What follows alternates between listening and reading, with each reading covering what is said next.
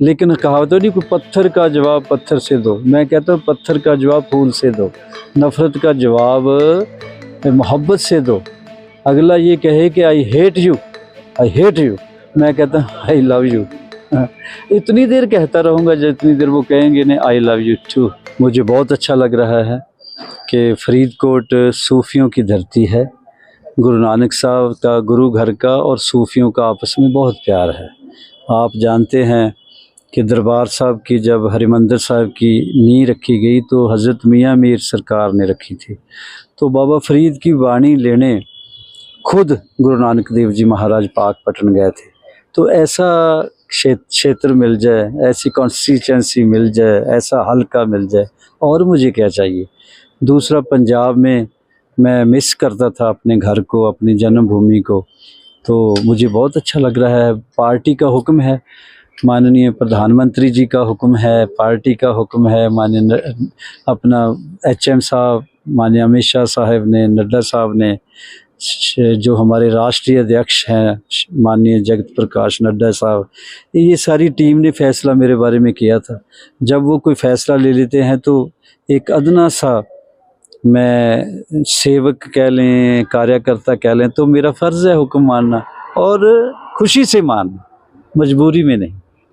बात की जाए, दिल्ली पश्चिमी से आप लोकसभा चुनाव लड़े थे, उसके बाद आप जीते भी थे और इस बार आपको फरीदकोट भेजा गया है। लेकिन आप जब फरीदकोट जाते हैं तब आपका विरोध किया जा रहा है, किसानों की तरफ से भी विरोध जो लगातार था, और आपने कहा था कि भाई विरोध बाद में करना पड़े, पहले मेरे को जो पकोड़े खिला दे जाएं।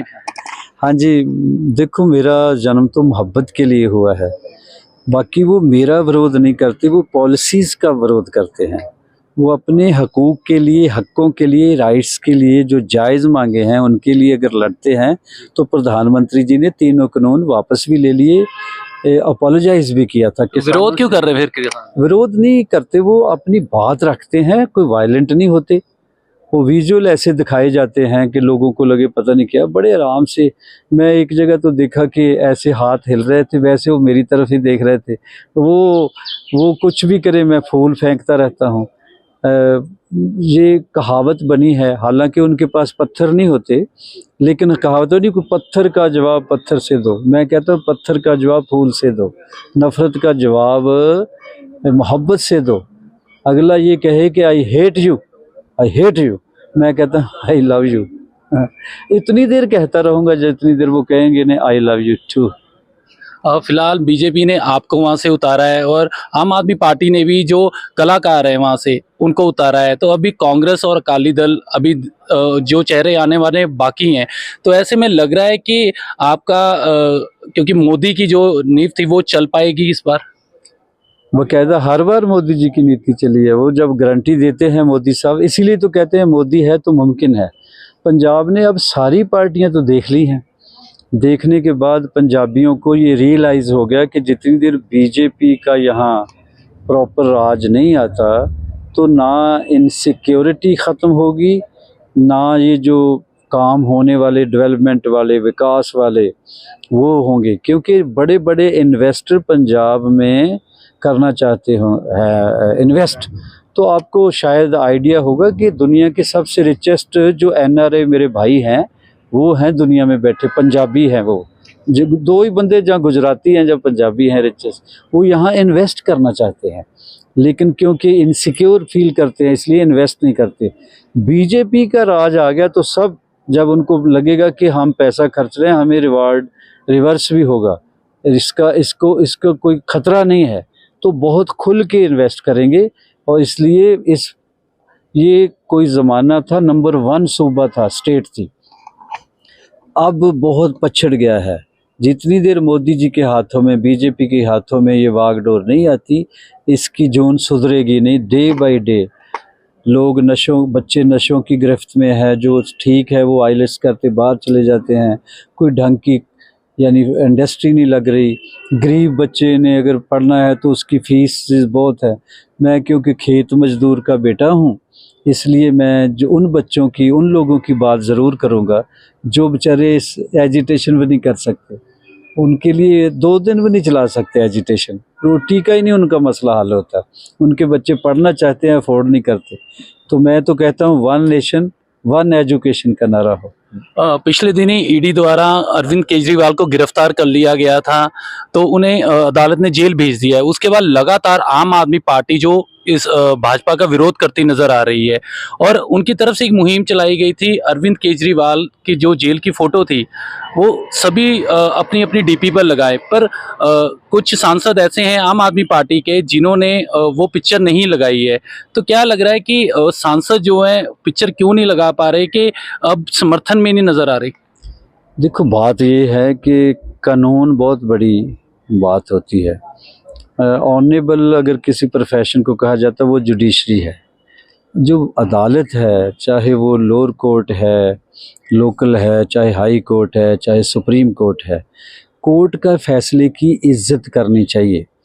अगर पॉलिटिकली कोई हो तो उसकी निंदा करनी चाहिए। अब तो क्लियर ही हो गया, कोर्ट ने बोल दिया, हाई कोर्ट ने बोल दिया कि कानूनन तौर पे जो गलत है, चाहे वो आम आदमी है, चाहे कोई सीएम है, चाहे कुछ है, उसको सज़ा मिलनी ही है। तो ये अच्छा मैसेज है कि यार लोगों, जो वादे करते हो दुनिया से, जनता से, उसकी अगर वादा खिलाफ़ी करोगे, अगर पहले वादा करते हो कि मैं बहुत ऑनेस्ट रहूँगा, नहीं रहोगे तो ऐसा वक्त आएगा जब आपको घेर लिया जाएगा। अगर बात की जाए तो इस बार क्योंकि कांग्रेस ने अपना मैनिफेस्टो जारी किया है, उन्होंने 25 गारंटी दी है। सबसे बड़ी गारंटी उन्होंने कहा कि हर महिला को 1 लाख रुपए सालाना मिलेगा। लग रहा है कि ये मैनिफेस्टो काम कर पाएगा? कांग्रेस ऐसी पार्टी है, वो इस मुल्क का अगर भट्टा बैठा तो कांग्रेस की वजह से बैठा। पहली बात तो आफ्टर पार्टीशन, जब आज़ादी मिली है, पार्टीशन से पहले ही जब हम सोच लिया कि आज़ादी मिली तो उनको पार्टी का नाम चेंज कर देना चाहिए था। ये आज़ादी की लड़ाई के लिए कांग्रेस नाम रखा था, लेकिन वो शैतान बंदे थे, वो अंग्रेज़ों के भी दोस्त रहे, आपको पता। तो उन लोगों के उन्होंने राज हथियाना था। भगत सिंह, राजगुरु सुखदेव, चंद्रशेखर, इनके लिए फांसियां हैं, उनके लिए राज है। शुरुआत में उन्होंने नारा लगाया गरीबी ख़त्म करेंगे, गरीब ख़त्म हो गए, गरीब मर गए। गरीबी कहाँ ख़त्म हुई? एमरजेंसी लगा दी। कभी उन्होंने हमारे दरबार साहब पे हमला कर दिया, कभी 84 के दंगे। पार्टीशन में अगर लाखों, दुनिया की सबसे बड़ी ट्रेजेडी है भाई साहब, और पंजाब का इतना नुकसान हुआ पंजाबियों का, और उधर एक एरिया है साउथ का। तो मेरा ख्याल है कि ये पंजाब की रूह चली गई है। पार्टीशन से इतना बड़ा नुकसान हुआ, आप सोच नहीं सकते। तो ये कांग्रेस की वजह से हुआ भैया। तो जब से मोदी साहब आए हैं, पहले तो कांग्रेस मुक्त ही वो करना चाहते, इसलिए नहीं कि उनको कोई पार्टी या व्यक्ति बुरा लगता, काम बुरे लगते हैं कि कश्मीर वाले मसले, दूसरे तीसरे, पार्टीशन, एमरजेंसी लगा देनी। अब तो कानून के तौर पे ही लोग एजेंसीज वगैरह पकड़ती हैं। उस वक्त तो नो अपील नो दलील वाला मामला था। हमारे बच्चे बेकसूर पंजाब के, जिसने पटका बांधा हो उसका इनकाउंटर कर देते थे बिना ही बात। वो खूबसूरत बच्चे कहाँ से लाएंगे आप? बहुत नुकसान किया कांग्रेस ने। अगर बात की जाए, आप जलंधर से आते हैं, पिछली बार आप चुनाव लड़े दिल्ली पश्चिमी से, तो इस बार पार्टी ने आपको फरीदकोट में उतारा। आपने कहा नहीं पार्टी को कि मैं जलंधर से बिलोंग करता हूं, तो मेरे को जलंधर की टिकट देनी चाहिए, जलंधर से चुनाव लड़ने चाहिए थे। मेरे से बहुत ज़्यादा अकल उनको होती जो मुल्क चलाते हैं, दुनिया की सबसे बड़ी पार्टी चलाते हैं। मेरे लिए ऐसे ही है जैसे भगवान का हुक्म। जो अपने बॉस का हुक्म नहीं मानता वो इसका मतलब भगवान को भी नहीं मानता।